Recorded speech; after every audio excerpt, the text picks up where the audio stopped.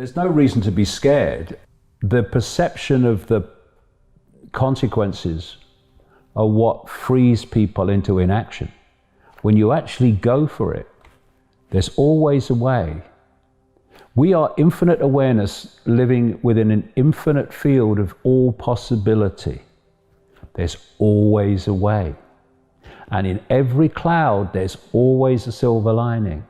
I talked about davidicke.com, iconic.com, the BitChute channel, the featured documentary, length documentaries that we're about to launch, and another one we're about to start filming, and the new book, The Answer, in a few weeks. All these, outside of the apparent gods of communication, you know, they've gone. I haven't given it a second thought. Okay, they've gone. No longer dictating my life. Thank you. So how do we react to this? And you do, because possibilities are always there. It's fear that freezes people into inaction. Go for it. Listen, I tell you what happened to me. When I had my awakening, my massive explosive awakening in the very early 1990s, and I was ridiculed and massive. I mean, you know, historic levels of ridicule I went through then. But I decided, because I realized that we were consciousness, I thought, what's the worst thing that I can do in the situation I'm in? It's completely knacker, bugger up, whatever. One brief life experience called human. That's the worst that can happen. So I'm going for it.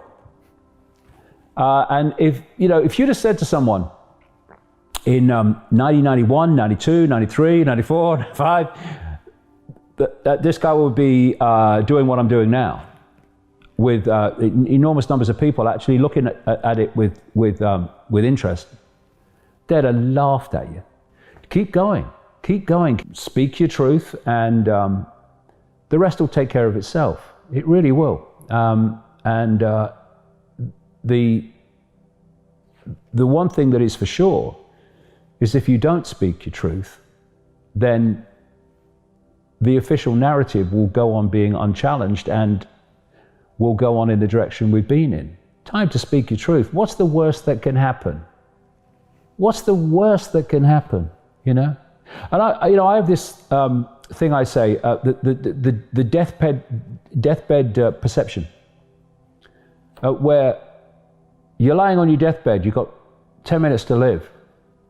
Now tell me what was important. Does it matter that someone put something horrible about you on Facebook? No. Does it matter that people laughed at you, ridiculed you? Does it matter this, that? No. None of those things matter at that point. Okay, well, I've got some good news for you. You haven't got 10 minutes to live. I was kidding you. Now get off your arse and live your life as if you've got 10 minutes to live. And see what really matters. And when you do, you find very little does that you think does. You know, all the ridicule and abuse thrown at me, it's had no effect. Because it would only have an effect if I decided to allow it, and I don't. We are in control of our lives if only we realized it. The way we're controlled is to be persuaded we're not.